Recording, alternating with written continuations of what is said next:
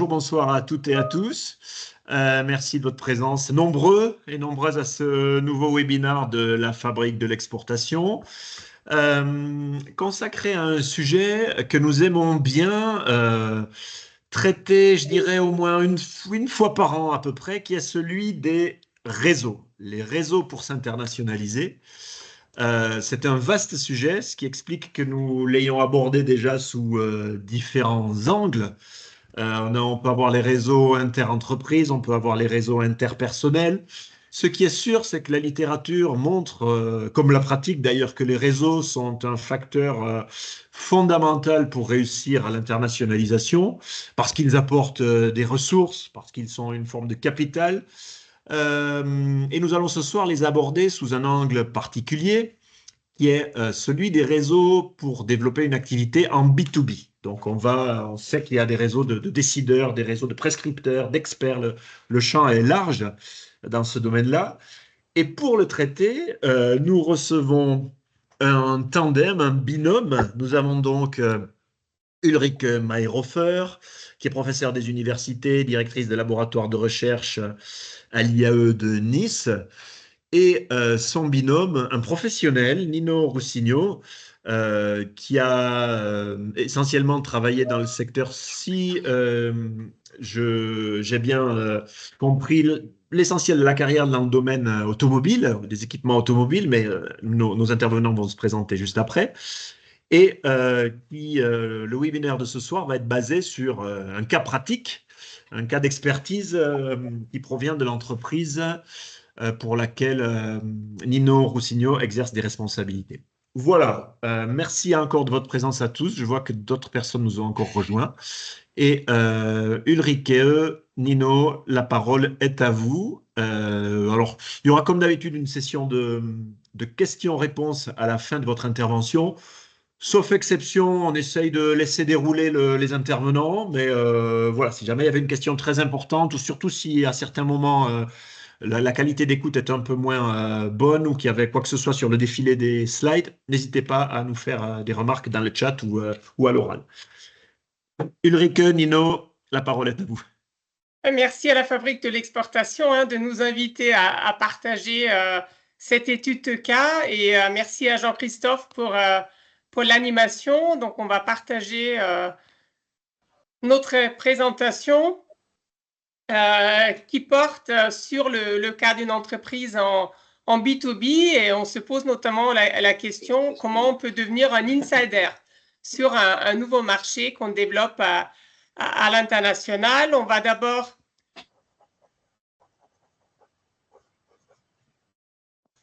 se présenter avec Nino. Donc, moi, je suis Ulrike Mayhofer et je suis professeur des universités à l'IAE Nice, Université Côte d'Azur, où je dirige aussi le laboratoire GRM, groupe de recherche en management, qui est le laboratoire en sciences de gestion de notre université.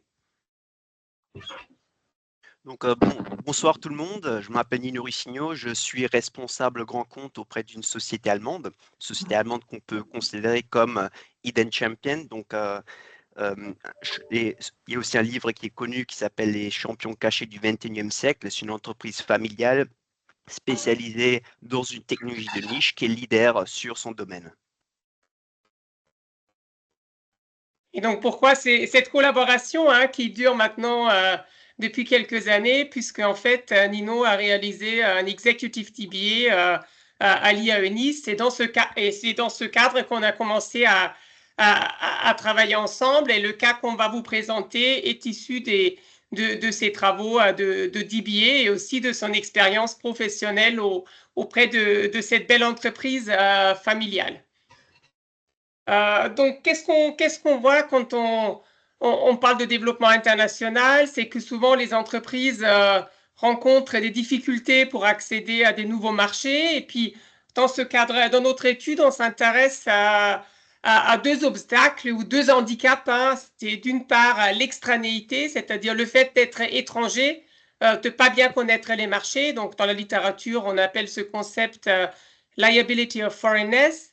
Et puis, le deuxième handicap ou deuxième obstacle, c'est la non-appartenance aux réseaux locaux, c'est-à-dire on on n'a pas encore développé ces réseaux sur le marché local. Et donc, dans la littérature, on appelle ce concept liability of outsidership. Et donc, on voit dans la littérature existante que les contextes culturels jouent un rôle particulièrement important quand les entreprises se développent à l'international. Et c'est ce qu'on cherche à étudier à travers cette étude de cas. Donc, la question qu'on se pose pour ce soir, pour ce webinaire, c'est comment une entreprise peut-elle surmonter les handicaps liés à l'extranéité, c'est-à-dire le fait d'être une entreprise étrangère, et à la non-appartenance aux réseaux locaux, c'est-à-dire le fait de ne pas avoir construit des réseaux sur le marché local pour devenir un insider sur le marché étranger. On va essayer d'y répondre à travers notre présentation. Donc, je vais d'abord présenter qu'est-ce qu'on entend par ce handicap lié à l'extranéité, c'est-à-dire c'est finalement on est une entreprise étrangère et puis on ne connaît pas bien en fait le marché local, le marché étranger, on ne dispose pas des informations nécessaires pour se développer, on ne connaît pas les clients, on ne connaît pas les distributeurs, on ne connaît pas les concurrents. Et donc souvent, ce manque de familiarité va générer des coûts supplémentaires par rapport à la concurrence locale, ce qui fait que, du moins dans un premier temps, quand on est outsider, quand on est un outsider étranger, notre rentabilité va être moins élevée que la rentabilité de nos concurrents locaux. Donc ça, c'est pour l'extranéité. Donc toute entreprise qui se développe sur un nouveau marché est confrontée à ce fait d'être une entreprise étrangère et de ne pas bien connaître le marché sur lequel on souhaite se développer. Ensuite, nous avons le handicap lié à la non-appartenance aux réseaux locaux. Donc, c'est le manque de réseau d'affaires, hein, tout simplement, quand on se développe sur un nouveau marché, on connaît pas les réseaux d'affaires sur place. Et donc, on n'est pas insider hein, dans ces réseaux. Et pourtant, on sait que d'être insider dans les réseaux d'affaires, c'est un facteur de réussite hein, à l'international, puisque notamment dans le domaine du B2B aussi, quand on est insider, on peut développer la confiance aussi avec ses partenaires commerciaux, ce qui prend aussi du temps. Et donc, dans le cadre de notre travail, on a élaboré une matrice, hein, parce que c'est effectivement, il faut adopter une vision un peu plus nuancée aussi de ce qu'on essaye de faire de ces concepts, c'est-à-dire que on peut être ce handicap de l'extranéité ou liability of foreignness peut exister à différents degrés. C'est-à-dire que ce handicap peut être très important, comme il peut être plutôt faible. Donc, ça veut dire aussi que l'entreprise peut mener des actions hein, pour réduire ce handicap de l'extranéité. Et puis, la même chose vaut également pour le handicap lié à la non-appartenance des réseaux. Ce handicap peut être très fort quand on n'a pas de réseau sur place. Et puis, il peut être plus faible puisqu'on commence à s'intégrer dans les réseaux. Et donc, on a élaboré cette matrice avec Nino pour montrer qu'il y a finalement 4 types d'entreprises hein, à l'international. Il y a le foreign outsider, et donc le cas qu'on va vous présenter, cette entreprise était réellement un foreign outsider quand cette entreprise allemande, quand elle s'est développée sur le marché français. On peut aussi être un local outsider, ça veut dire qu'on est toujours un outsider, mais qu'on a plus une image déjà locale, hein, qu'on connaît le marché. Et puis ensuite, il existe des foreign insiders qui sont très bien intégrés dans les réseaux, mais qui restent quand même, qui sont toujours perçus comme étant des entreprises étrangères. Et puis, on a les local insiders, finalement, où l'entreprise, elle est perçue presque comme une entreprise locale, ou au même titre que les entreprises locales, que la concurrence locale, tout en étant intégrée dans les réseaux. Et en fait, ce qu'on va voir à travers notre cas, c'est qu'une entreprise, en fait, peut transiter quelque part entre ces 4 formes, ces 4 types d'outsidership, d'insidership qu'on a différenciés, en essayant de surmonter les différences culturelles. Donc, le cas qu'on va vous présenter ce soir, c'est une entreprise allemande dans le secteur B2B, une belle entreprise familiale avec un effectif de 600 personnes, qui est un spécialiste reconnu dans la fabrication de machines pour le soudage par ultrasons. Donc, c'est notamment le soudage des plastiques, des matériaux d'emballage, des matériaux non tissés, des métaux non ferreux.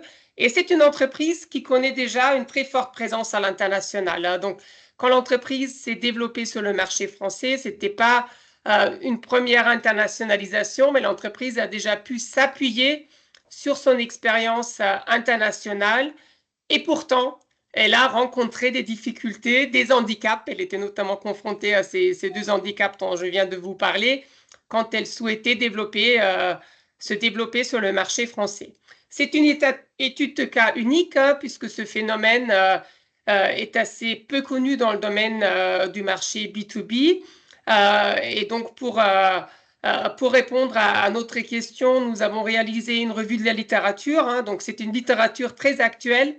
Et puis, Nino a aussi réalisé 30 entretiens semi-directifs avec les dirigeants de la filiale française où il travaille, avec les clients français qu'il connaît, qu'il voit comme sales engineer au quotidien, et puis aussi des experts en management franco-allemand.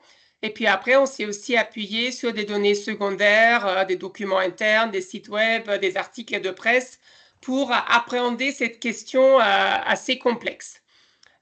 Et donc, qu'est-ce qu'on observe au niveau des ETI allemandes, Nino l'a dit en introduction, souvent ces ETI allemandes, c'est des champions cachés, puisque c'est des entreprises qui ne sont pas très connues par le grand public auprès des consommateurs finaux, et pourtant souvent c'est des leaders mondiaux dans leur secteur. C'est des entreprises qui se développent sur des marchés de niche, qui ont une forte réputation internationale. Puis on les connaît aussi sous le nom de Mittelstand. Et puis ces entreprises, souvent familiales, se distinguent par la qualité de leurs produits.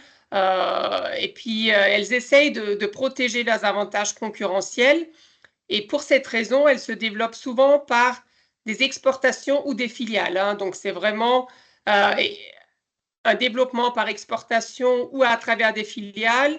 Et puis les ETI allemandes utilisent assez peu la coopération, les alliances, les joint ventures, justement pour protéger leur avantage concurrentiel à l'international. Et puis quand on exporte, on est d'autant plus confronté à ces difficultés, ces handicaps de l'extranéité et de la non-appartenance au réseau. Alors que si on coopère avec des partenaires locaux, ces questions se posent sans doute un peu moins. Et donc, je vais maintenant donner la parole à Nino, qui connaît au mieux ce cas emblématique, et il va vous présenter comment l'entreprise a véritablement réussi à devenir un insider local. Merci beaucoup, Ulrike. Donc, concernant l'entreprise, notre étude de cas, c'est un processus qui était crescendo. Elle est passée par toutes ces quatre étapes pour devenir un réel insider du marché français. Donc, l'étape 1, elle a commencé par exporter. L'Allemagne, la France, c'est proche, c'est des voisins, c'est un marché commun, c'est l'Union européenne. Néanmoins, les résultats ont été plutôt modestes. On savait bien que la France est un marché clé, mais on a eu du mal. Les résultats ont été modestes. C'est pour ça qu'on s'est décidé donc de changer d'approche, de changer de stratégie avec la création d'une filiale sur place en France. Et cette filiale-là nous a permis donc de surmonter tout ce qui est handicap lié à l'extranéité et d'intégrer les réseaux locaux. Donc, il y avait dans l'étape 1, il y avait différentes barrières. Il y avait la différence linguistique. Différence linguistique, il y a des marchés, si on prend 3 exemples, France, Brésil ou Japon, si vous ne pratiquez pas la langue locale, vous avez du mal à percer le marché, vous entretenir correctement avec les interlocuteurs. C'est pour ça que ici, la composante linguistique a été très importante. Ça a été au début une barrière quand on exportait. Et là aussi, il y a la distance entre le siège et les clients locaux. Pour beaucoup de clients, quand ils achetaient de l'équipement, ils se disaient qu'est-ce qui se passe si j'ai un problème? Qu'est-ce qui se passe si je suis à l'arrêt? Est-ce qu'on va me donner le support nécessaire? Pour beaucoup, en fait, il y avait ce côté psychologique, l'Allemagne assez loin. Et il y avait aussi donc tout ce qui est connaissance limite des règles du jeu local. Solutions qui ont été mises en place, c'est déjà mettre en avant donc le Made in Germany, hein, qui est dans le domaine technique, c'est un avantage, il y a une réputation, c'est ce que la société a mis en avant, donc le Made in Germany dans le domaine technique. Et aussi la réputation donc, de l'entreprise. C'est une entreprise qui a plus de 60 ans, c'est une entreprise familiale, solide financièrement et qui est leader sur son marché. Donc là aussi, elle a mis cette solidité comme partenaire stratégique en avant.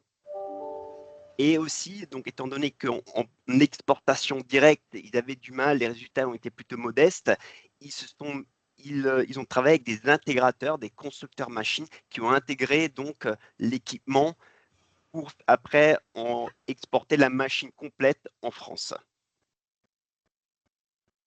Donc ici, on voit certaines citations, hein.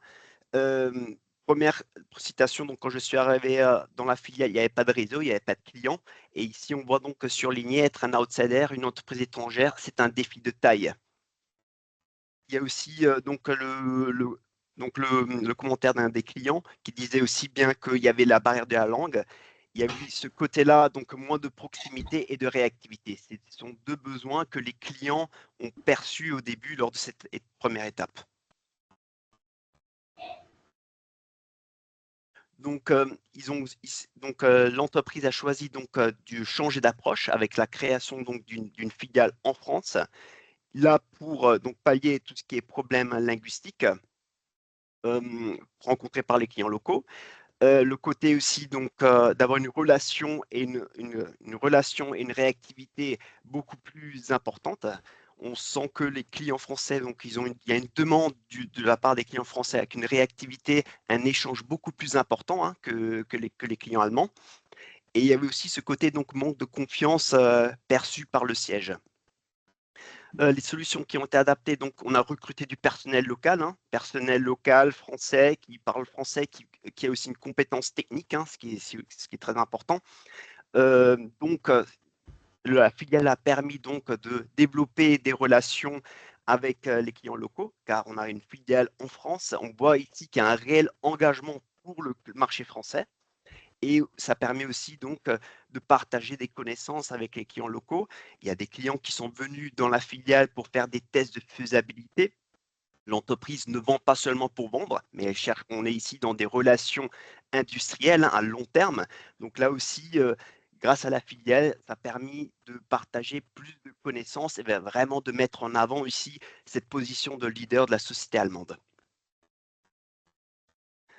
Donc là, on le voit aussi, les citations, les clients préfèrent appeler la France. Il y avait aussi ici un blocage, appeler le +49, certains clients étaient bloqués, d'autres, quand ils répondaient, disons que l'anglais était difficile, hein, au niveau de la communication, parce qu'en plus, qu'il y a la barrière de la langue, il y a aussi le côté technique, hein, tout un jargon technique aussi à prendre en compte, hein. Là, on le voit dans la citation numéro 2, on voit ici donc un responsable d'usine qui disait: «Vous vendez du très bon matériau, mais le dialogue n'existe pas». C'est là que ça souligne encore une fois que le client français est beaucoup plus demandeur d'échanges permanents. Et la dernière citation, là, on le voit, Zahlen, Daten, Fakten, donc il y a une abréviation carrément en allemand, on appelle ça CDFs. Moi-même, je le perçois, avec certains collègues allemands. On me demande toujours: «Où sont tes CDFs, donc tout ce qui est données, tout ce qui est chiffres, tout ce qui est fait.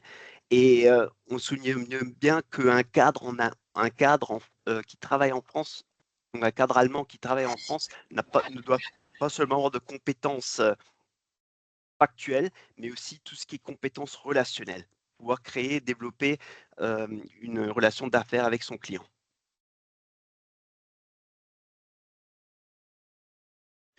Donc l'étape 3, donc la filiale a permis de surmonter cet handicap lié à l'extranéité.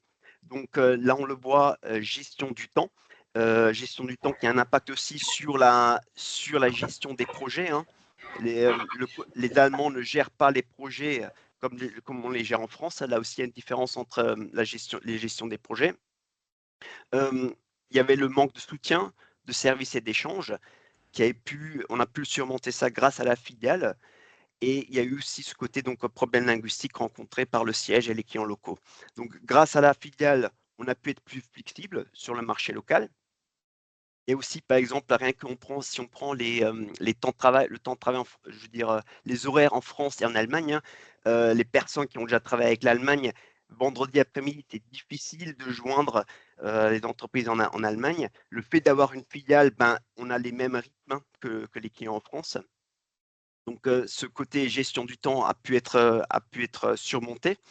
Il y a eu une amélioration du soutien, des services, et on a pu recruter donc du personnes bilingues avec des compétences techniques. Donc là, on le voit encore une fois, hein, c'est bien surligné. Hein. Nous n'avons pas le même rythme de travail. On le sait bien qu'entre France et l'Allemagne, il y a différence de rythme de travail. Les Allemands ont tendance à commencer plus tôt. En France, on a tendance à travailler plus tard. Il y a ce fameux vendredi après-midi qu'en Allemagne, on a tendance à terminer plus tôt. Et ça, bien sûr, dans tout ce qui est relations industrielles, s'il y a quoi que ce soit, ben, on veut des réponses rapides. Il y a aussi le côté, donc, cette rigueur allemande qui est soulignée ici, et avec cette volubilité française. Ici, un exemple qui est cité par les clients, c'est le cahier des charges. En Allemagne, le cahier des charges est très rigide, hein, tandis qu'en France, ben, le cahier des charges, il y a beaucoup plus, de liberté. Hein. Et comme dit lors de la troisième citation, c'est encore une fois cité, les clients français, ce qu'ils craignent toujours, c'est le côté allemand qui dit c'est que comme ça que ça fonctionne. Ou le fameux nein, le fameux non. On a pu surmonter tout ça en ayant du personnel français avec des compétences techniques qui travaillent en tant que ils font le lien entre la filiale, le marché français et l'Allemagne. Ce qu'on peut aussi, ce qui est dans la littérature aussi nommé de boundary spanner. Donc ils font ce lien entre la France et l'Allemagne. Donc pour l'étape 4, ils ont réussi donc à surmonter aussi tout ce qui est donc non-appartenance et donc intégrer les réseaux locaux. Hein. Il y a eu au début donc ce manque de confiance perçu par les clients locaux. On n'avait pas les absences de réseau d'affaires. Hein, pour là aussi percer donc tout ce qui est buying center, les décideurs. Il y a eu des tensions aussi entre siège et filiale, c'est quelque chose qui est connu, hein, le siège qui veut standardiser, tandis que la filiale veut s'adapter au plus aux demandes donc, du client. Il y a aussi tout ce qui est style de communication divergent, hein, que les Allemands ont tendance à être plus explicites, tandis qu'en France, ben, on lit plutôt entre les lignes, c'est plutôt de l'implicite. Donc, comme dit les solutions adoptées, donc on a investi dans une équipe on, on a investi donc dans l'équipement de la filiale. Donc c'est une filiale, c'est pas seulement un bureau commercial, mais il y a aussi du service. Il y a aussi des tests de faisabilité. Le client, quand il a un projet en tête, il peut venir visiter la filiale avec des échantillons, peut faire des tests sur place. C'est vraiment pour montrer c'est un engagement industriel pour le marché français. C'est pas seulement un bureau c'est vraiment un grand investissement. Donc, le fait d'être présent et d'avoir percé ces réseaux-là, ça permet aussi donc de participer à tout ce qui est salons professionnels, donc salons professionnels nationaux, mais aussi régionaux. Ça aussi permet donc d'accompagner le responsable de la filiale, qui est le principal boundary spanner, donc en fait qui tisse les liens entre France et Allemagne, et donc recruter du personnel biculturel, hein, personnel qui, quand il voit l'investissement effectué par la société, voit qu'il y a un grand engagement pour le marché français et qu'on veut bien servir les clients. Donc là, on le voit bien, donc le directeur de la filiale l'a bien surligné. Hein. Il y a une approche différente pour trouver le bon interlocuteur. Ça, parce que maintenant, on fait partie, grâce à la filiale, grâce au personnel adéquat, on a permis de percer, d'intégrer les réseaux importants, comme par exemple, si on prend la vallée du plastique.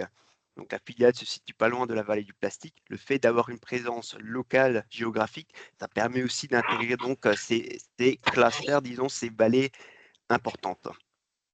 Et la deuxième citation aussi, donc avec la filiale, on cherche aussi de nouer des liens avec l'organisation, qu'elle soit professionnelle ou régionale. Là aussi, par exemple, est cité donc Alizé Plasturgie, qui est un des plus grands réseaux donc d'entreprises en France.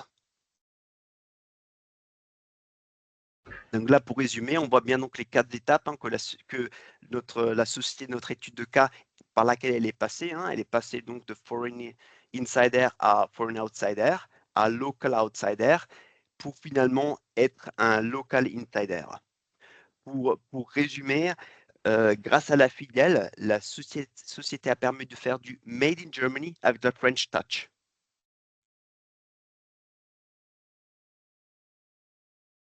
Et donc, ça, effectivement, à la fin, ça devient plus un handicap d'être une entreprise étrangère, mais un atout. C'est-à-dire que le foreignness, finalement, c'est un atout puisqu'il y a le produit Made in Germany, mais avec la French Touch, c'est-à-dire avec tout le développement relationnel, l'adaptation de la communication, vraiment une adaptation aux attentes du client français en B2B.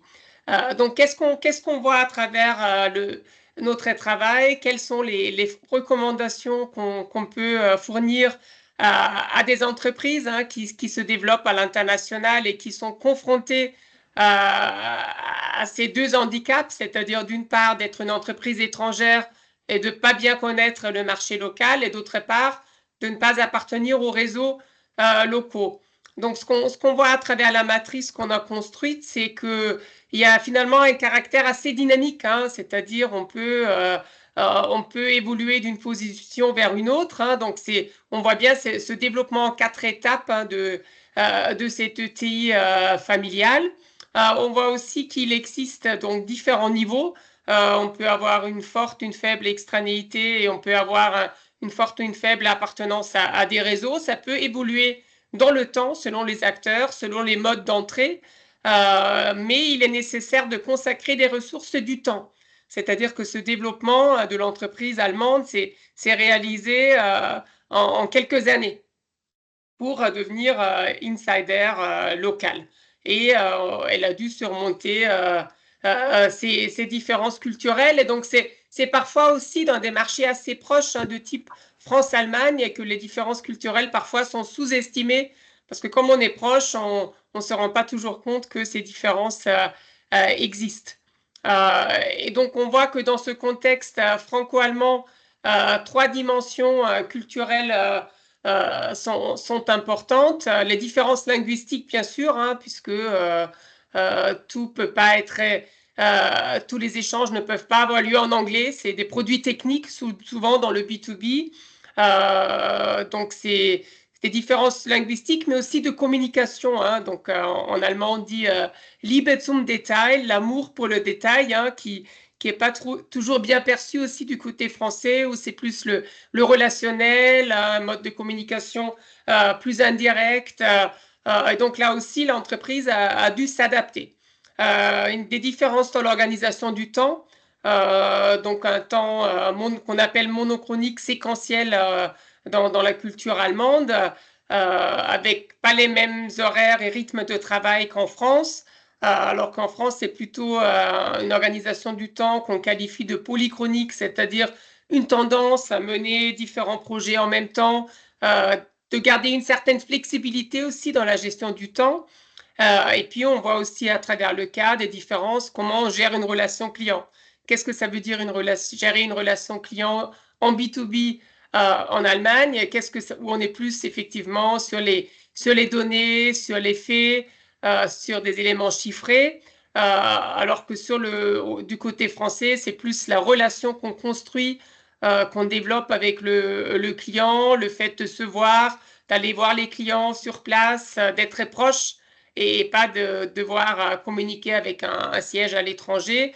Ces éléments ont été essentiels également dans ce cas. Et puis, on voit que ces différences culturelles influencent les relations avec les clients français, mais aussi avec le siège allemand. Donc après, parfois, il peut y avoir une double tension, une tension avec les clients français, une tension avec le siège allemand, et donc il ne comprend pas toujours les demandes aussi qui viennent de la part des clients français, pourquoi il faut être plus flexible. Et donc, c'est pour ça que c'est très utile dans ces filiales de recruter du personnel bilingue, biculturel, qui peut réellement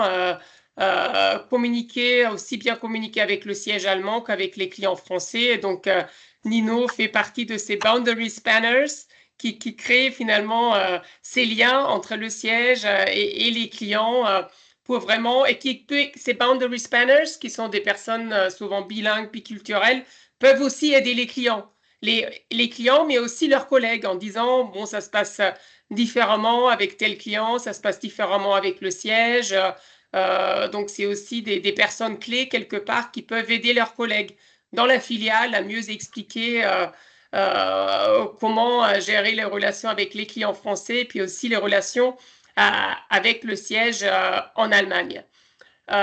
Donc, on voit que la création de la filiale a vraiment permis à l'entreprise de surmonter ces handicaps de l'extranéité, de la non-appartenance au réseau. Et je dirais, c'est aussi vrai pour des entreprises françaises qui iraient en Allemagne. Je connais plusieurs entreprises.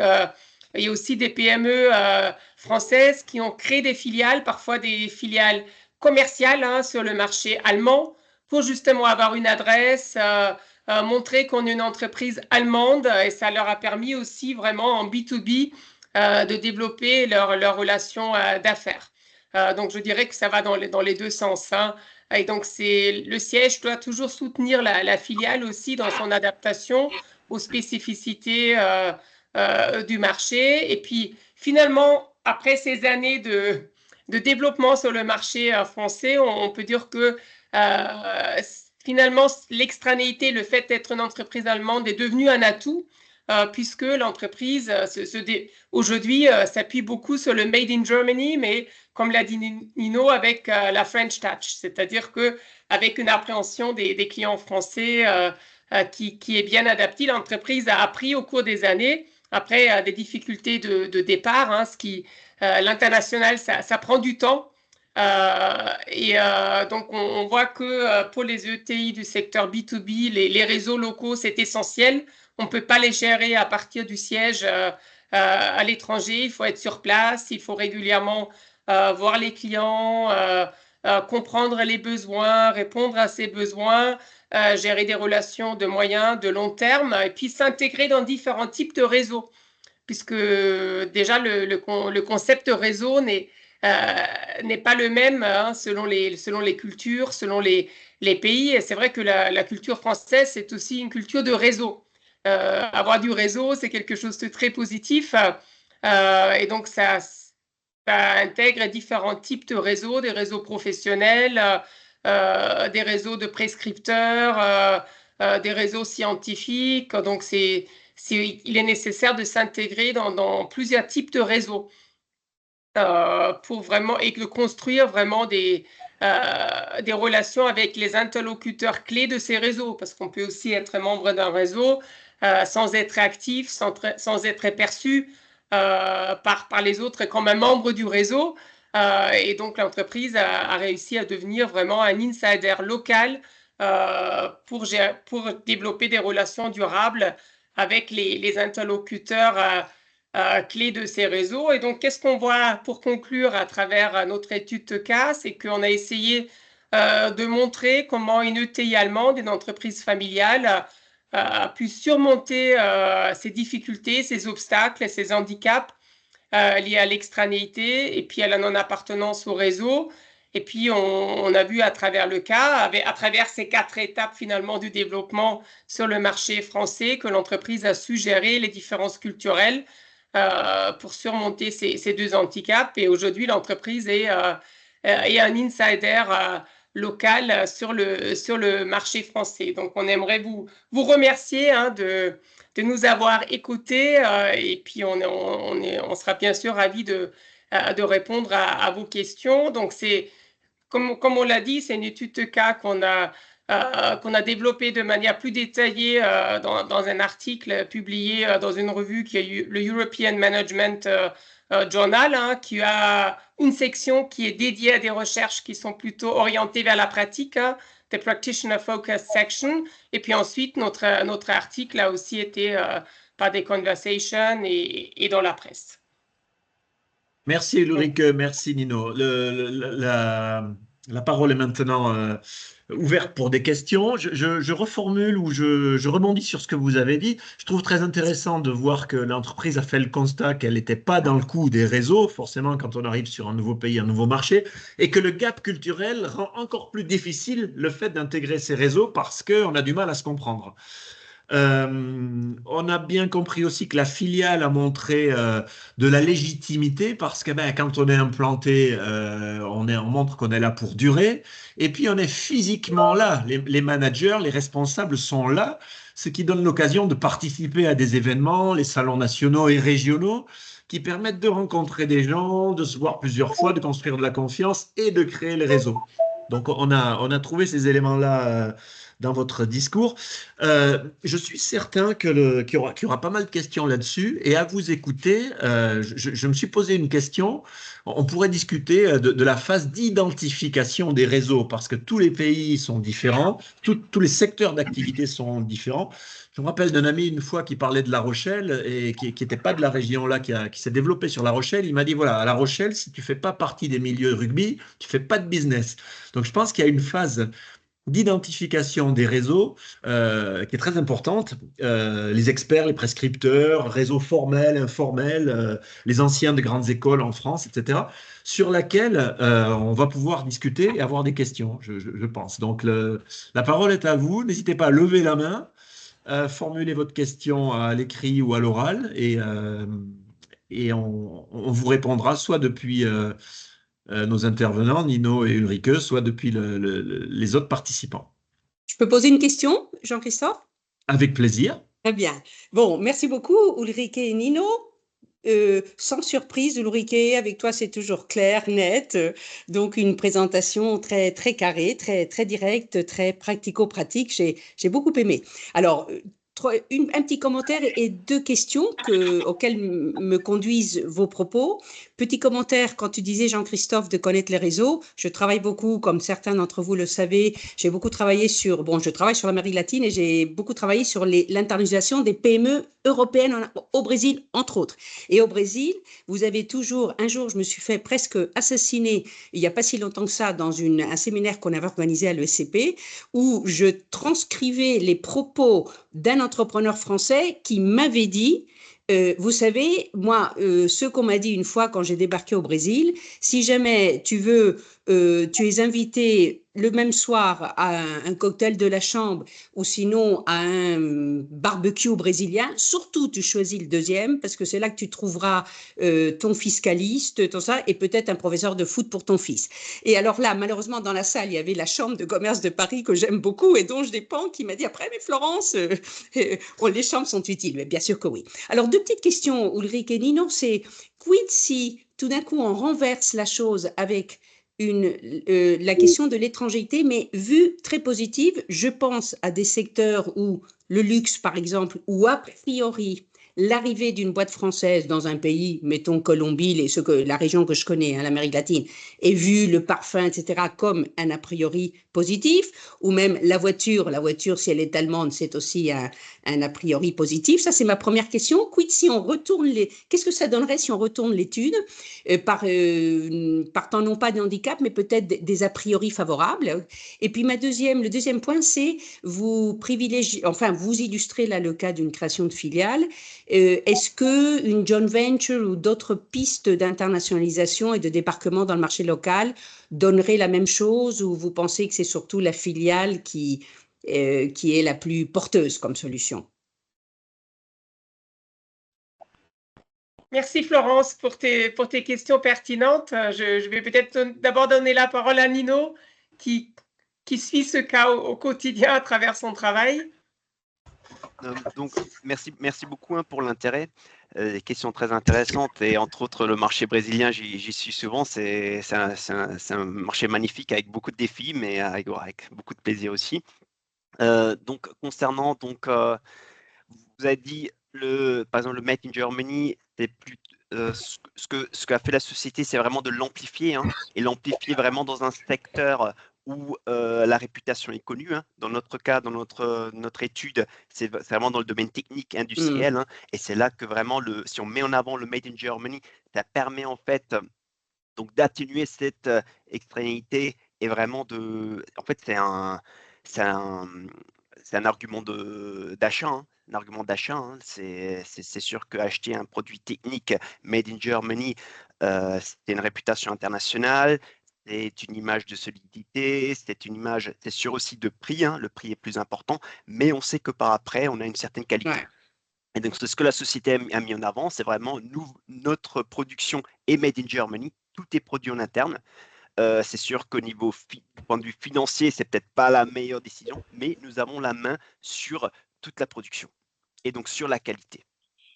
Donc, et c'est ça l'objectif, et c'est ça en fait que ce type d'entreprise en fait vraiment met en avant. Nos produits sont made in Germany, faits en interne. Nous avons la maîtrise surtout, que ce soit la production ou le développement.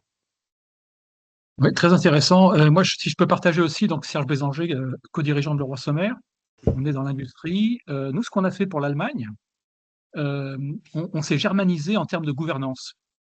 Donc, on a créé un Betriebsrat, on a créé un Aufsichtsrat, et on a fait venir dans le Betriebsrat quelques employés, et dans le Aufsichtsrat des gens qui sont relativement connus dans le domaine en Allemagne, un ou deux profs, des ingénieurs, etc.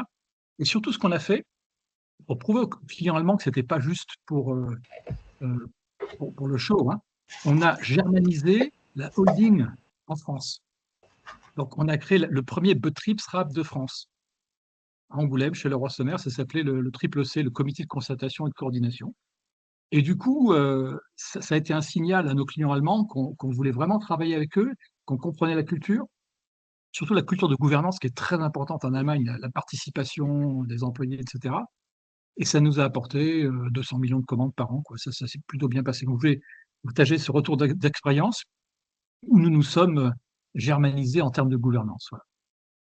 Mais encore bravo et merci pour tout ce que vous venez de dire, Ulrike et toute l'équipe. Merci beaucoup, Serge. à vous. Merci. Je crois qu'on a une question de Nicolas Audy à présent. On vous écoute. Oui, merci beaucoup Ulrike et Nino, c'était intéressant, c'était passionnant votre exposé. Moi j'avais une question un peu plus, je ne sais pas si c'est politique ou pas, mais est-ce que, comme je viens du Vietnam, et en fait on travaille beaucoup au Vietnam avec tout ce qui est chambre de commerce institutionnelle, donc la chambre de commerce de Paris, la chambre de commerce au Vietnam, les CCE, les conseillers de commerce extérieur, Business France, et je voulais savoir si vous, côté entreprise, Nino, ou vous, Ulrike, dans vos études, vous avez été confronté à une espèce de... Enfin, bref, est-ce que vous avez un retour d'expérience sur ces outils du commerce international? Est-ce que ça vous a aidé ou pas à vous implanter en France ou en Allemagne? Voilà, à vous deux, Ulrike ou Nino, est-ce que si on avait des réformes à faire sur les outils du commerce extérieur, qu'est-ce qu'on pourrait faire justement? Alors, Pour si je peux me aider les permettre, la PME question est comme très vous. ambitieuse. Hein. La question est très Oui, ambitieuse, mais je vous laisse la pardon. Ulrike, tu veux répondre? Je réponds. Mais réponds peut-être déjà pour le cas et après je réponds de manière plus générale. D'accord. Bien sûr, pour tout ce qui est chambre de commerce, hein, chambre de commerce qui donne du soutien, hein, qui bien sûr, quand les résultats ont été modestes, bien sûr, il y a une grande remise en question, hein, il faut mettre des choses à plat. Et bien sûr, c'est là qu'on a aussi consulté donc la chambre de commerce, la chambre de commerce qui est donc spécialisée, donc allemande, qui est spécialisée pour la France, qui propose là aussi, hein, donc il propose des formations dans l'interculturel, il propose des accompagnements. C'est vraiment très bien fait, hein. C'est vraiment, c'est sûr qu'on peut toujours s'améliorer, il y a toujours des choses à faire, mais il faut quand même le dire, ils font un très bon travail. Que ce soit dans la formation du personnel, que le côté interculturel, ou que ce soit donc l'accompagnement donc aussi pour tout ce qui est réseau, hein. Donc, de notre côté, l'expérience a été plutôt positive. C'est sûr que tout est perfectible, mais notre expérience, personnellement, a été plutôt bonne. Donc, vous avez travaillé avec la Chambre de commerce française en Allemagne et allemande en France. Et est-ce que vous avez également travaillé avec les CCE, avec les conseils de commerce extérieur? Vous savez, ce sont ces conseils situés pratiquement dans tous les pays au monde où la France a des relations commerciales et qui ont pour mission d'aider les entrepreneurs, d'aider les PME, les ETI à travailler dans le pays où ils sont situés. Donc, est-ce que vous avez travaillé avec eux, par exemple? Dans ce cas concret, non, on n'a pas travaillé avec eux. Non. C'est plutôt avec la Chambre de commerce. Et Business France, enfin Ubi France ou Business France, vous les connaissez ou pas? Vous avez travaillé avec eux? Alors, non, parce que la société, c'est une société allemande, donc il ne connaissait pas. D'accord, Ça. ok, d'accord. Oui, Merci. la remarque des CCE est intéressante, notamment pour qu'ils expliquent un peu les règles du jeu quand on arrive sur un nouveau pays, qu'ils fassent un peu remonter qui fait quoi dans ce domaine d'activité, où sont les nœuds de décision. C'est une remarque très intéressante. Le côté aussi, pourquoi il y a eu, avant de la création de la filiale, bien sûr, il y avait déjà des commerciaux français. Et en fait, donc c'est déjà eux ont remonté, ont bien souligné, si nous voulons avoir de succès sur le marché français, il faut changer d'approche. Et c'est eux, disons, qui ont fait ce travail-là. Et c'est là que la famille, vu le potentiel du marché français, a dit, on ne peut pas continuer comme ça, on va changer d'approche, on va montrer aux clients français qu'on a un engagement qui est donc pour le marché français en créant cette filiale. Avant, Florence avait parlé de joint venture.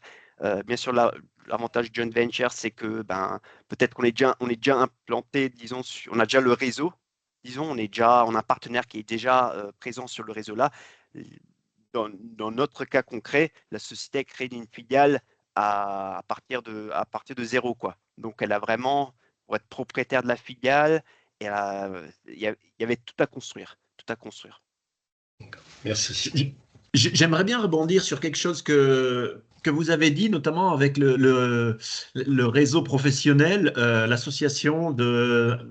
Comment s'appelle la plasturgie? C'est Alizé, c'est ça? Ou, voilà.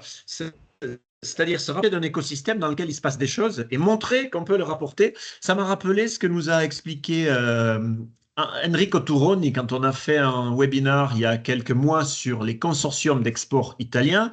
Il nous disait, voilà, nous quand on débarque dans les pays lointains, parce qu'ils visent surtout des pays difficiles, on fait des essais. Ça revenait toujours, ces essais, donc on lui a dit, c'est quoi ces essais? Eh bien, on convoque les professionnels et on vient leur montrer que notre calibreuse de tomates, elle calibre les tomates mieux que ce qui se fait, mieux ce qu'ils ont vu jusqu'à présent. On vient leur montrer que notre planteuse de riz, voilà, au Vietnam ou ailleurs, et là, on les intéresse et on fait du co-développement de produits ensemble. Donc, ils viennent leur montrer sur le terrain qu'ils ont de la valeur ajoutée pour eux, en fait. Alors, ils ne font pas de filiale, ils font l'export direct, mais il y a une marque d'intérêt qui fait qu'après, ils sont dans la boucle, ils sont dans les appels d'offres, ils sont dans les projets et c'est plus facile d'avoir des ventes dans la foulée. Jean-Christophe, juste pour amener un petit peu d'eau dans le moulin de Nicolas Audier, effectivement, moi je pense toutes les dernières recherches qu'on avait faites sur cette dynamique d'internationalisation en Amérique latine, on leur avait demandé le dispositif d'accompagnement à l'export et tout était compris, CCE, Business France, etc. Et ce qui est ressorti de tous les dirigeants de PME, c'était, écoutez, maintenant, il ne faut plus qu'on se plaigne parce qu'on a un dispositif de très belle qualité, mais tous disaient ce qui nous importe dans ces dispositifs, c'est la capacité de partager des pistes, des conseils, des tips avec nos pairs. Donc, ça va tout à fait dans ce sens-là, c'est-à-dire la possibilité de se rencontrer, de discuter, mais dis donc, et toi, ton avocat, tu as eu quel problème?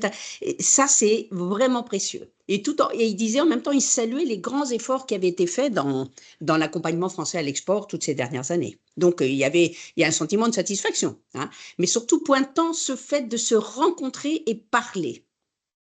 Partager l'expérience. Et d'échanger. Et oser donner, pas Ouais. seulement prendre. Ouais. Ça, c'est un facteur important.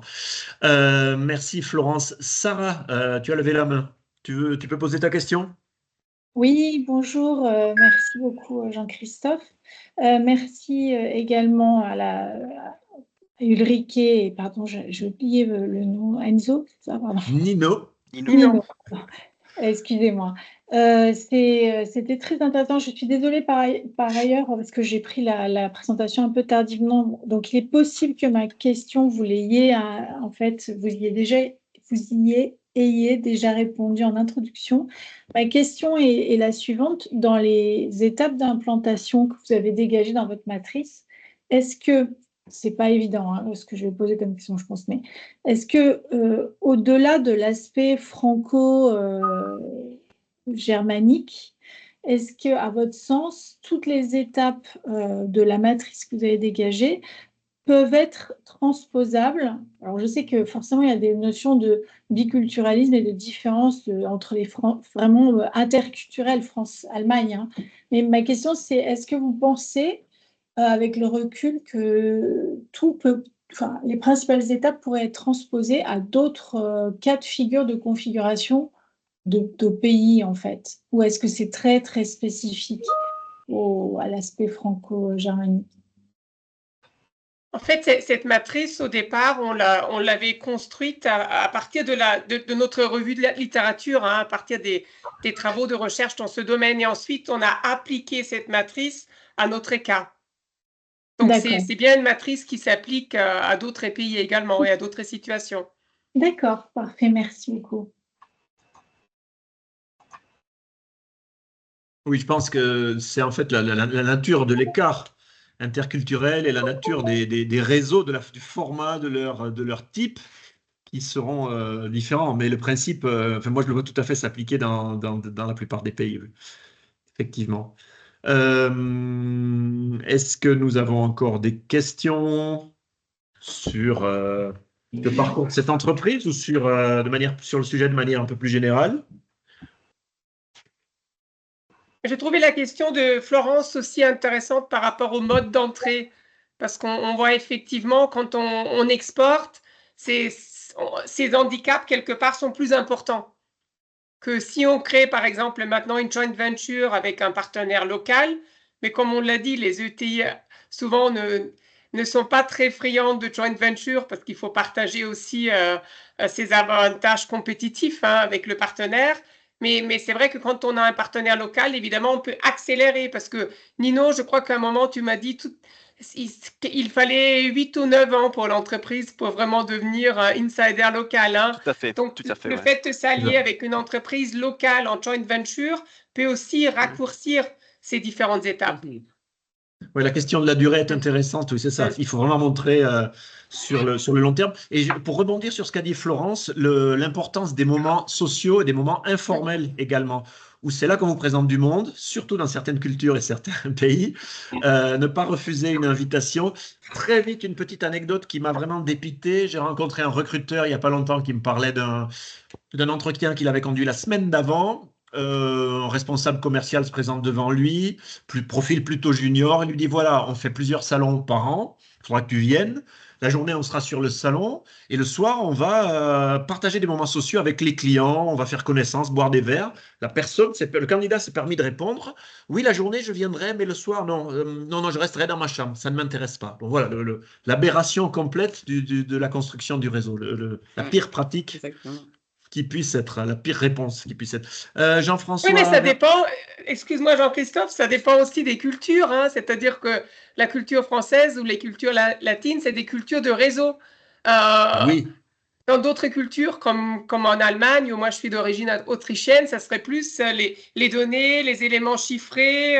Donc ces moments informels sont moins importants. Je comprends, mais il faut prendre l'importance du nombre de pays, notamment en Asie aussi, où voilà, c'est aussi une marque d'intérêt que d'aller vers l'autre dans des moments a priori non professionnels. Mais voilà, il faut au moins en être conscient en tant que jeune candidat dans le commerce international. Jean-François Vermont, une question? Oui, tout à fait, deux, mais qui commence par une première. D'abord, merci. Merci pour cette présentation que j'ai trouvée d'une clarté carrée. Voilà. Donc, et puis inspirante.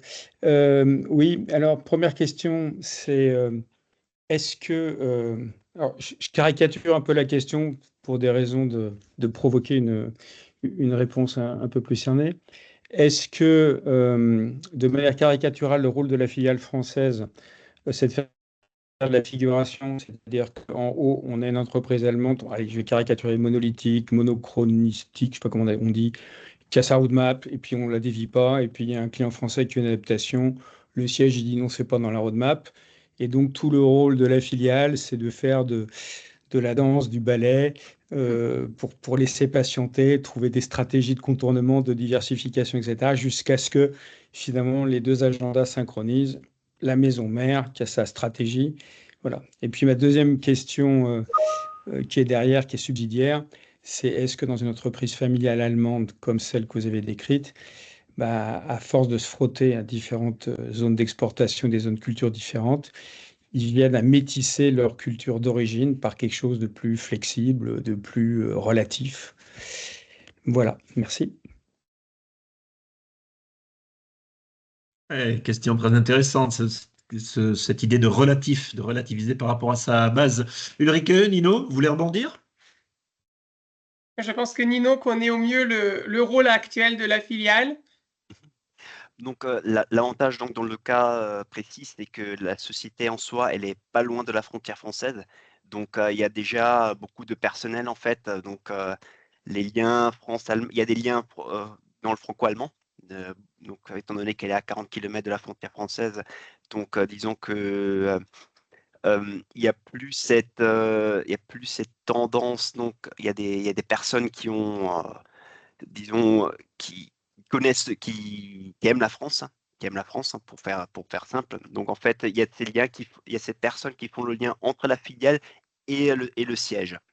Et en fait, qui permettent bien de traduire le besoin du client au sein du siège. C'est sûr que des fois, il y a aussi des tensions, il y a des désaccords. Ça fait partie, c'est du daily business. Mais à la fin, ce que souhaite le propriétaire, et c'est notre slogan, c'est bonding more than materials. Donc des liens, on va au-delà de juste. Donc bonding more than materials, je pense que c'est le slogan. C'est en fait, étant donné qu'on est dans le soudage de l'ultrason, c'est on se soude, le client et Herman se soude pas seulement, et le classe associé se soude pas seulement à cause de l'équipement, mais ça va au-delà. Il y a vraiment cette relation. Et c'est ça, en fait, qui met bien en avant. Et c'est pour ça que, comme dit, il y a des fois des désaccords, il y a des fois ça fait partie, mais en général, il y a toujours le client qui est mis en avant. Ok. Pour le côté, de votre deuxième question, ce métissage, c'est sûr que là aussi, je pense que vous l'avez déjà lu dans les médias, c'est sûr qu'en Allemagne, on manque de main-d'œuvre. Il y a ce manque de main-d'œuvre et il y a des gens en fait qui viennent un peu de tous les horizons. Hein. On a une trentaine de pays qui sont présents au sein du siège. Hein. Donc, et c'est ça aussi, ça facilite aussi le côté donc s'adapter aux clients. Et c'est quelque chose qui est de plus en plus présent au sein de la société, et ça aide la société. Ça aide la société à satisfaire donc les besoins de leurs clients. C'est une société qui est vraiment présente sur tous les continents. Très Ok, clair. intéressant. Merci pour Donc la réponse. diversité. Pardon, Jean-François. Vas-y, non, je voulais remercier. Voilà. Merci. Merci. Oui, la diversité interne permet de s'adapter à la diversité externe. C'est un point de vue intéressant. Sarah, tu as relevé la main à nouveau, on t'écoute. Oui, j'ai encore une question qui m'intéresse par rapport à ce que Nino vient de dire, en fait. Surtout dans le domaine industriel, je pense que ça peut vraiment avoir un intérêt, mais je ne sais pas si vous avez encore déjà le recul pour mesurer ça, sur l'aspect un peu métissage, mais surtout création de nouvelles idées, de nouveaux produits, et potentiellement de devenir tellement insider, en fait, qu'on s'imprègne de la demande, par exemple locale, d'évolution de produits qu'on a déjà en gamme, parce qu'on écoute nos clients, l'empathie, etc., puis qu'on finit par bonding with him. Voilà. Est-ce que vous avez déjà vu du coup des remontées en R&D intéressantes en termes d'innovation, du coup qui reviendraient d'une base locale de clients et qui viendraient, vous voyez, infuser en fait différemment finalement la culture germanique, en l'occurrence de l'entreprise au départ, qui est plus proche de son public initial, et voilà que la demande française pourrait, par exemple, permettre des évolutions de produits, des innovations. Est-ce que vous avez pu mesurer ça déjà? Alors, on travaille aussi avec beaucoup d'intégrateurs, donc des constructeurs de machines, auxquels donc on fournit notre solution. Ce qu'on fait beaucoup, c'est du co-développement. du co-développement, car chacun, que ce soit des constructeurs machines, c'est des fois des constructeurs machines chinois, des constructeurs machines français, des constructeurs machines italiens, qui ont chacun ont leur point de vue, hein, et c'est là que ça devient intéressant, et c'est comme ce que vous avez souligné, hein, c'est là en fait que des nouvelles idées émergent. Et c'est vrai que il y a eu des. Donc, c'est là qu'on signe un NDA, hein. C'est sûr que là, dans ce co-développement, nous signons ensemble avec le partenaire un NDA. Mais c'est vrai qu'il y a beaucoup de idées qui sont déjà émergées. Qui, comme dit, on fournit notre solution, ils fournissent leur solution et ensemble, en fait, on trouve une solution, disons, hybride qu'on a co-développée avec cet intégrateur, avec ce constructeur machine. C'est déjà arrivé. Et ça arrive, c'est quelque chose qui arrive de plus souvent, hein. C'est unir ses forces pour être victorieux sur les marchés à l'international, hein.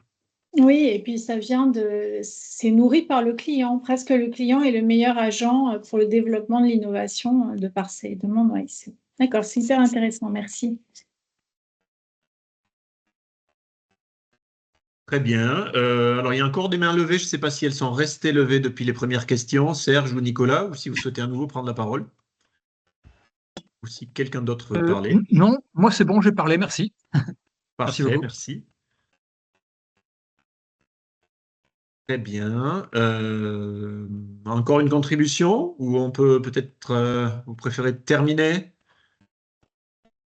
Ok, je pense de toute façon que c'est un sujet très vaste parce que les types de barrières liées à l'outsidership sont très nombreuses. Les types de réseaux et leur pondération dans les différents pays ou sur les différents marchés sont très variables.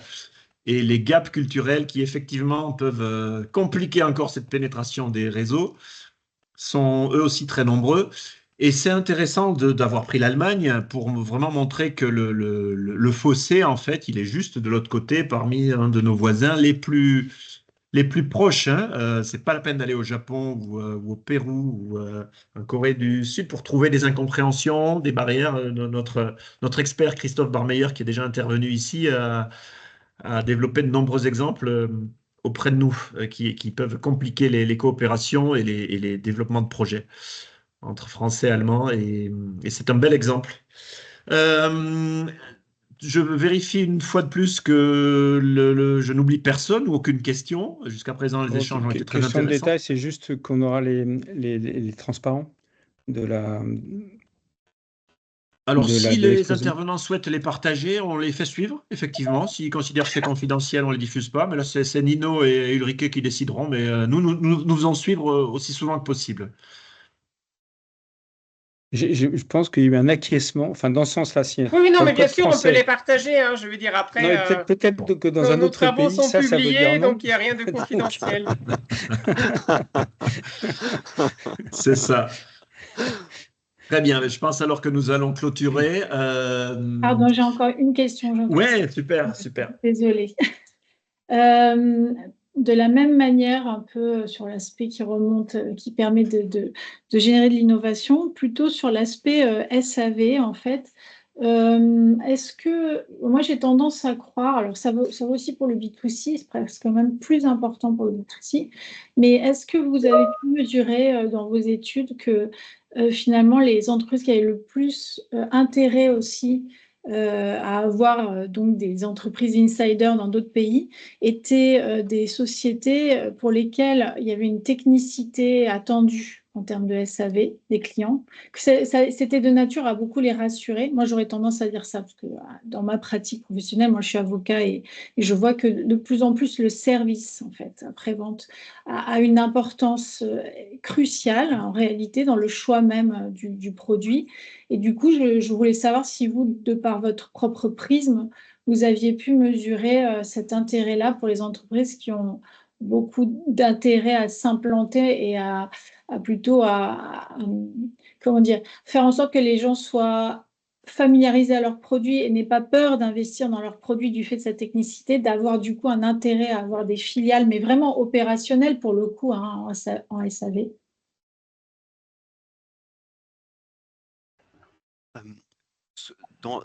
Dans l'étude qu'on a effectuée, il y avait souvent parmi les verbatim, il y avait deux mots qui sont souvent revenus, qui est donc réactivité et proximité. Réactivité et proximité, pourquoi? Le service. Et c'est grâce à la filiale qu'on a pu vraiment rassurer le client d'investir dans ces biens techniques et industriels en disant s'il y a quoi que ce soit, rapidement, vous allez avoir de l'assistance, du service. Et c'est quelque chose qui est, disons, plus prononcé en France. C'est pas seulement le produit, les avantages du produit. La deuxième question va tout de suite, et qu'est-ce qu'il en est au niveau du service? Si on sent que si on est freiné si on sent qu'il n'y a pas de service derrière, le produit peut avoir les meilleures qualités, les meilleurs avantages, on ne va pas investir. Ça, c'est quelque chose, et c'est surtout, personnellement, c'est un peu plus prononcé en France que sur d'autres marchés. Le service est très, très important et très apprécié, et s'il n'y en a pas, on ne va pas investir. Et c'est là aussi, grâce à cette filiale-là, qu'on a pu dire, écoutez, vous avez des techniciens, vous avez du service en France, vous avez des techniciens français qui sont rapidement sur place ou qui peuvent vous donner de l'assistance aussi à distance en langue française. Donc, en fait, concrètement, il y a une partie filiale commerciale pour générer des leads et du business. Tout à fait. Et vous diriez qu'en équivalence, il y a une filiale opérationnelle sur le SAV qui est… Tout à fait. Voilà, c'est vraiment fait sur ces deux axes.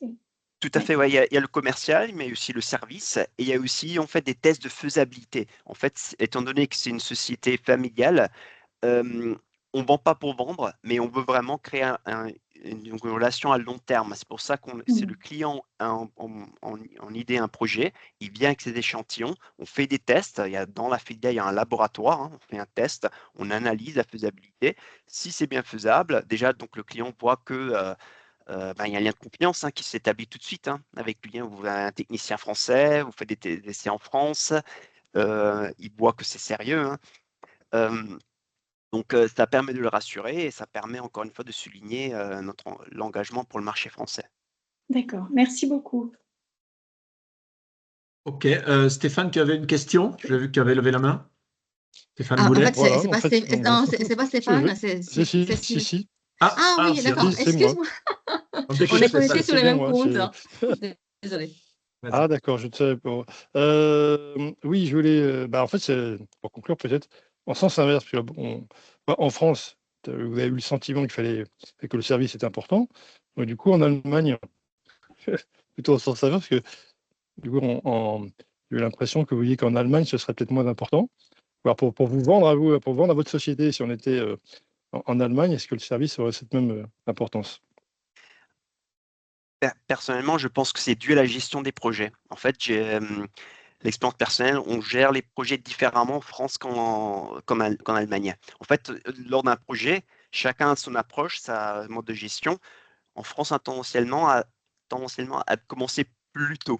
D'accord? Commencer plus tôt, et si jamais il y a quelque chose lors du projet, on est flexible, on arrive à réagir rapidement. Tandis qu'en Allemagne, on va tout d'abord longtemps faire beaucoup de réunions ensemble, un grand comité, et on va regarder à minimiser tous les risques. On minimise tous les risques, et une fois que tous les risques sont minimisés, c'est là qu'on va commencer. En fait, on va commencer beaucoup plus tard. Et je pense que c'est là aussi, du coup, ça peut être, comme dit, il y a peut-être d'autres origines, mais je pense que là, ça a une origine. Pourquoi aussi on demande pas tout de suite au niveau du service de l'assistance, parce qu'en interne, on essaie d'abord de minimiser tous les risques, et on commence tendanciellement plus tard qu'en France. Je pense que ça pourrait être une des origines. Ok, j'ai une question rapidement. Est-ce qu'il vous arrive de vous développer par filiale, mais par acquisition, et qui permettrait du coup de récupérer le réseau qui est déjà construit par la cible? Est-ce que c'est des choses que vous avez faites dans différents pays? Alors, pour la société, non, et la tendance que Riquet avait aussi encore une fois souligné, les ETI allemands, tendanciellement, ils font tout ce qui est Greenfield Investment. En fait, ils sont propriétaires de leur filiale. Pourquoi? Parce que il y a une expérience, un savoir-faire, dans le cas précis de 60 ans d'expérience, et quand vous faites un joint venture, généralement, vous devez partager votre know-how, votre savoir-faire, et ils sont plutôt allergiques sur ce côté-là. C'est pour ça qu'en fait, on investit et on part de zéro. Ok, ils ont peur de fuite, même en cas d'acquisition. Ok, c'est intéressant. Tout à fait. Très bien. En tout cas, on trouve à vous écouter bien cette vision qu'on a souvent des entreprises allemandes qui sont vraiment très structurées dans leur approche de l'international et qui se donnent du temps, qui n'y vont pas pourvoir sur 2 ans, mais qui savent où elles vont et qui ont plutôt un horizon de 5 à 10 ans. Ça sort vraiment beaucoup de votre... Si ça je ressort puis de... me permettre, juste Ouais. pour rebondir là, sur la remarque de Nino, posséder une filiale n'est pas posséder ses salariés. Les salariés sont libres. Aujourd'hui, on constate une très grande mobilité. Il y a beaucoup de démissions. Dans le droit français, si un salarié est licencié ou part dans certaines conditions en conventionnel, il peut partir en 3 semaines après l'entretien préalable de licenciement. Il n'y a pas de temps de transmission, donc du know-how. Donc, voilà, comment se fait le lien? Enfin, il doit y avoir une couche supplémentaire, c'est-à-dire que le fait de posséder des murs, voilà, les actions d'une filiale, ne veut pas dire que vous possédez le know-how, l'expertise et le savoir-faire. Donc voilà, comment il passe de la propriété, on va dire, je sais pas comment on dit, des actifs, enfin au sens immobilisation, à la propriété des âmes hein, de ceux qui y travaillent. Alors, il y a au sein du siège une académie, étant donné que c'est une technologie de niche, c'est quelque chose qui difficilement quand vous faites une école d'ingénieur ou autre, on n'en parle pas tellement que ça. Donc c'est pour ça qu'en fait la société, qui est une société familiale, a décidé donc de créer une académie en interne où quand les personnes débutent peuvent s'inscrire. Et en fait c'est donc soit c'est à distance ou soit c'est sur place. Et donc c'est vraiment des cursus de formation qui sont proposés surtout pour les nouveaux venants. Et sans doute des salaires et des conditions de travail qui permettent de fidéliser aussi les personnes le plus longtemps possible. Oui, ça aussi. Bon, disons donc, que le vrai actif incorporel, c'est l'académie, en fait. Enfin, si je résume un peu, si je caricature. Parce que c'est là où est concentré le savoir-faire, le know-how, qu'ils peuvent diffuser où ils veulent.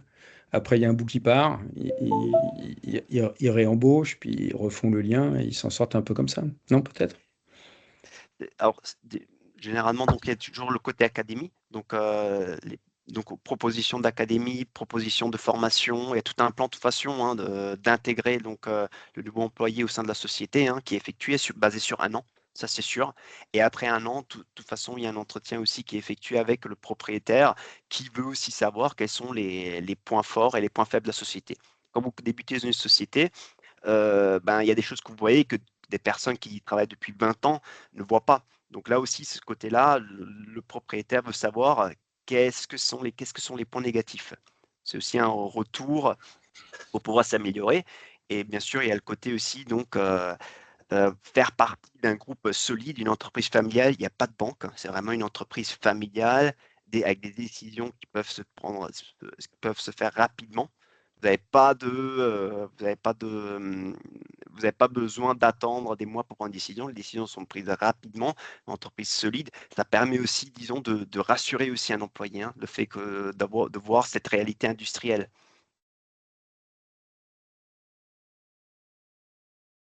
Ok, merci à tous. Je pense que nous allons conclure.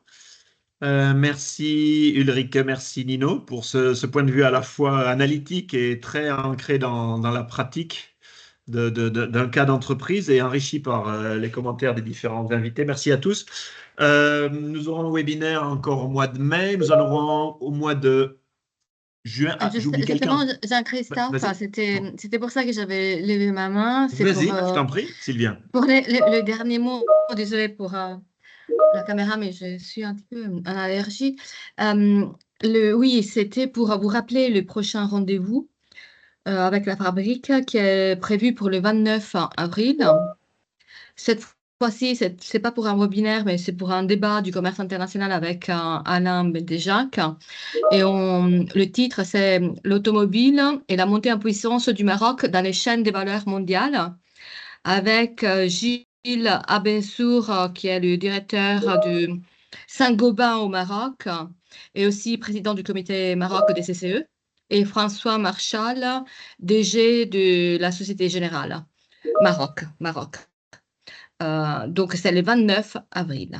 Voilà, pour rendez-vous. être clair, on a deux formats d'intervention désormais, plutôt un format pratique d'internationalisation, comme celui d'aujourd'hui, comment pénétrer les réseaux, et plus macro, enjeux de commerce international, accords commerciaux, pratiques protectionnistes ou risques de change global, etc. Des approches plus globales qui sont animées par Alain Mantejac, président de la Fabrique.